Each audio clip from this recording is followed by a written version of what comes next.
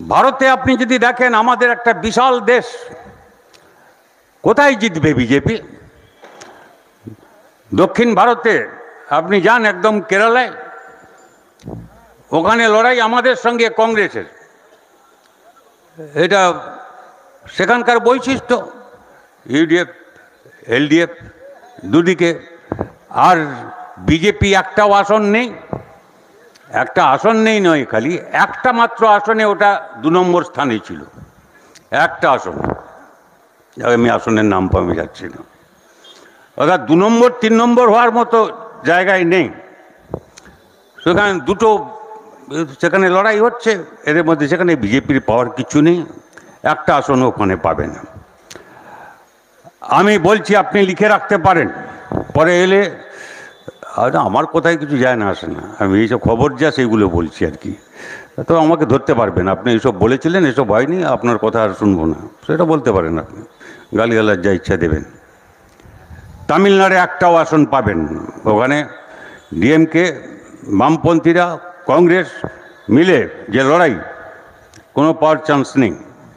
AIADMK আগে বিজেপির সঙ্গে ছিল, সে এখন ওখান থেকে বেরিয়েছে, ওরা চেষ্টা করছে ওটাকে দিয়ে এটাকে কিছু করবে, যাই হোক সে হবে না। দক্ষিণে আমি জানি না, দুটো, একটা কর্ণাটক কি ওখানে কোথাও পাবে কিনা আমি বলতে পারবো না, কিন্তু আর কোথাও পাওয়ার কোনো চান্স নেই। এটা হচ্ছে দক্ষিণের 5 রাজ্য। একেবারে উত্তরে চলে যান ভারতের মানচিত্রে, যে জম্মু কাশ্মীরে 5 বছর ওরা ভোট করতে ভয় পাচ্ছে, ভেঙে দিল জম্মু কাশ্মীর, অথচ ভোট নেই।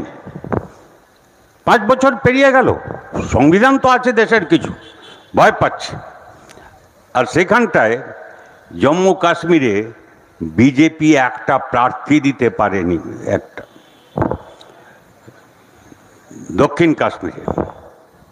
কাশ্মীর বলে একটা লোকসভার আসন আছে, আর বিজেপি সেখানে প্রার্থী দিতে পারেনি। কেন বলেন তো? কারণ এমনই অবস্থা, অনেক প্রার্থী সেখানে, 30-40 জন, যাই হোক আমি তার মধ্যে যাচ্ছি না, কিন্তু বিজেপি প্রার্থী দিতে পারেনি। এবং শেষমেশ ওই লোনের যে একটা পার্টি আছে, সাজাদ লোন, আমি অত কোথায় যাচ্ছি না, আর একটা পার্টি, তাদের বলেছে তোরা লড়, আমি আর লড়ছি না, এখানে প্রার্থী দেওয়ার অবস্থা নেই। উত্তরপ্রদেশ, যেখানে সবচেয়ে বেশি আসন আছে, সেখানে সবচেয়ে বড় গোলমাল হয়েছে এই যে উত্তরপ্রদেশের যিনি মুখ্যমন্ত্রী যোগী আদিত্যনাথ, আমার খবর না, আমি ওই কাগজের কথা বলছি, তো বাংলা কাগজ না, ইংরেজি কাগজ, সেটা যেহেতু রাজ্যের বাইরেও যায়, তারা অনেকে জানেন, লিখে থাকবেন, কে অনেকে পড়েন হয়তো।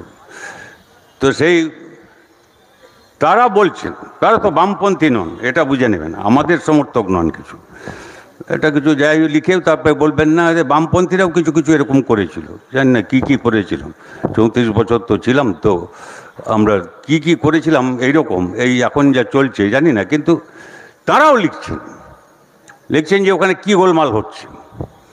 যোগী আদিত্যনাথ হচ্ছেন ক্ষত্রিয়দের, এসব তো আরম্ভ করেছেন মোদি, বিজেপি, অমিত শাহ, এরা আরএসএস সবার উপরে যারা চালায় এই সবকে, রাষ্ট্রীয় স্বয়ংসেবক সংঘ।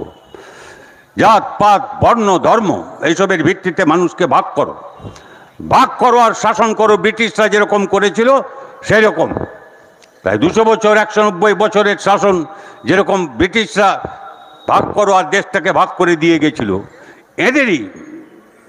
এদেরই সহযোগিতায়।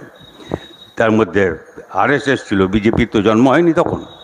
এইসব আমি যাচ্ছি না সেই সব কথায়, কিন্তু কথাটা হচ্ছে এই যে ওখানকার যোগী আদিত্যনাথ দেশ যারা সমর্থক, তারা ক্ষত্রিয়, তারা চায় যে মোদির পরে যোগী আদিত্যনাথ প্রধানমন্ত্রী হওয়ার কথা। উত্তরপ্রদেশ সবচেয়ে বড় রাজ্য, অনেক প্রধানমন্ত্রী ওখান থেকে হয়েছেন, তাহলে ও গুজরাট থেকে এসে, ঠিক আছে আমাদের কথা থাকবে না কেন? আমার কথা না, আমি বলছি এই কাগজ পড়ুন আপনি, আমার কাগজ না, গণশক্তি না কি কালান্তর না, আপনি ওই কাগজ পড়ুন, 4-5 দিনের মধ্যেই পড়ুন, না 4-5 দিনের কাগজ যদি পিছনে পেরিয়ে যান, আজকের কাগজও পড়েন, এসব দেখবেন। এখন যোগী আদিত্যনাথ যেখানে, যে এলাকাটায় ওদের ক্ষত্রিয়দের বাস, সেখানে প্রায় 18টা সিট আছে, পার্লামেন্ট সিট, এই লোকসভা আসন, সেখানে একজন মাত্র ক্ষত্রিয়কে নাকি, আমরা তো এসব হিসাব করি না, কিন্তু ওরা হিসাব করে, শিখিয়েছে যা তাই। গুরু যা শিখিয়েছে তার তো শিষ্যতা ফেরত দেবে তাকে। তো তারা এখন বলছে যে একজন মাত্র ক্ষত্রিয়কে করেছেন। ক্ষত্রিয়দের আপনি যে ছিল সেইটা আপনি ভেঙে দিচ্ছেন। সুতরাং খুব সেখানে যে কী করে এখানে জিতবে আমি দেখব, আমরা দেখে নেব। আপনি যান গুজরাটে, কি কর্পোরেটদের হাতে তুলে দিতে চাচ্ছেন। আদানির ইচ্ছা হলো মুম্বাই এয়ারপোর্টে, মুম্বাই এখন কি বলে, যাই হোক, এয়ারপোর্টে গিয়ে যে এই এয়ারপোর্টটা আচ্ছা কত দাম পড়বে, ব্যাস এয়ারপোর্ট কিনতে হবে তো এয়ারপোর্ট করে নিল। আবার কর্ণাটকে আমি কোথায় মিটিংয়ে গেছি, তখন পুরনো এয়ারপোর্ট ছিল, সেটাই যাতায়াত করতাম আমরা। তা নতুন এয়ারপোর্ট হয়েছে জানি না, তো নতুন এয়ারপোর্টে গেছি, তারপরে ওখানে যেতে বললো 150 টাকা লাগবে। আমি বললাম কেন, টিকিট তো আমার কাটা আছে, প্লেনের টিকিট তো কাটা থাকে আগের থেকে। আরে তো আমি সরকারি কাজে এসেছি, ওরাই টিকিট কেটে দিয়েছে। তো এখন ওরা বলছে না এটা প্রাইভেট হয়ে গেছে, ঢুকতে হলে টাকা দিতে হবে। তখন বিক্রি করে দিয়েছেন, এ তো সম্পদ আপনাদের। রাষ্ট্রায়ত্ত ব্যাংক, ব্যাংক জাতীয় করেছিলেন যখন ইন্দিরা গান্ধী, আমাদের সঙ্গে ভীষণ তখন সম্পর্ক খারাপ বলতে হবে, আমাদের এখানে যুক্তফ্রন্ট সরকার ইত্যাদি ইত্যাদি। কিন্তু যখন ব্যাংক জাতীয়করণ করলেন তখন এই বিজেপি, মানে তখনকার জনসংঘ স্বতন্ত্র বলে এইসব রাজাদের পার্টি ছিল, তারা বিরোধিতা করেছিল।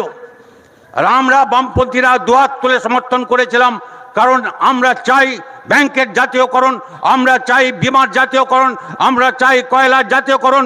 যা জাতীয় সম্পদ তার মালিক হবে আমাদের দেশের রাষ্ট্র সরকার, মানুষ, জনগণ, we the people of India. তার জন্য নীতির ব্যাপার। আর সবগুলো একটা একটা করে বিক্রি করে দিচ্ছে।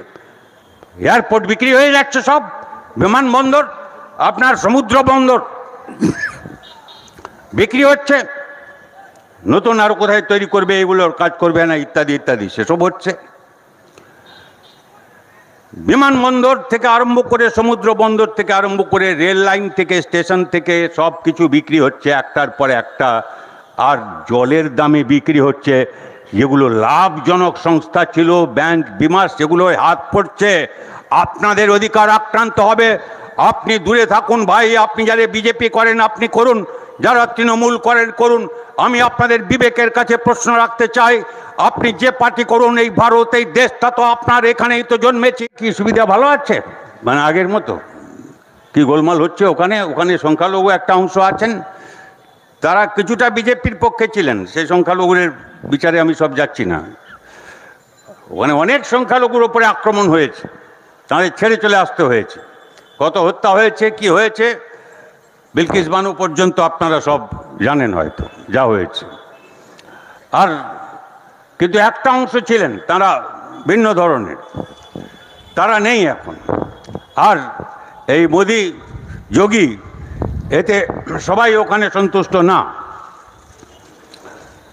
উত্তরপ্রদেশ নীতিশ কুমার গেছেন, কিন্তু ভালো হয়েছে নীতিশ কুমার গিয়ে, কারণ উনি মুখ্যমন্ত্রী আমাদের, যিনি এখানে আছেন, যিনি আমাদের বাংলার মুখ্যমন্ত্রী, তিনি নাকি প্রস্তাব করেছিলেন, তো কাগজে আপনারা দেখে থাকবেন, যে তাকে একে রাস্তা, সেই রাস্তা, যে রাস্তায় এই সব থেকে মাতঙ্গিনী, মা মাতঙ্গিনী স্ট্যাচু ওখানে দেখতে পাচ্ছি, যারা জীবন দিয়েছিলেন, বিরাট লেখাপড়া জানতেন তা নয়, একটা গরিব বাড়ির, শ্রমজীবী বাড়ির মহিলা, তিনি সামনে দাঁড়িয়ে বুক পেতে দিয়েছিলেন।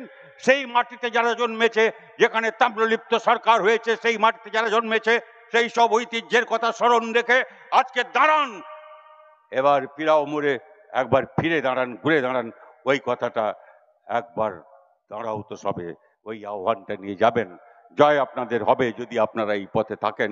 যদি সুযোগ থাকে আপনাদের আমার সম্বর্ধনা জানাবার, ধন্যবাদ জানাবার সুযোগ হবে, আসবো এখানে। আপনাদের সবাইকে ধন্যবাদ, অভিনন্দন, কৃতজ্ঞতা, লাল সালাম।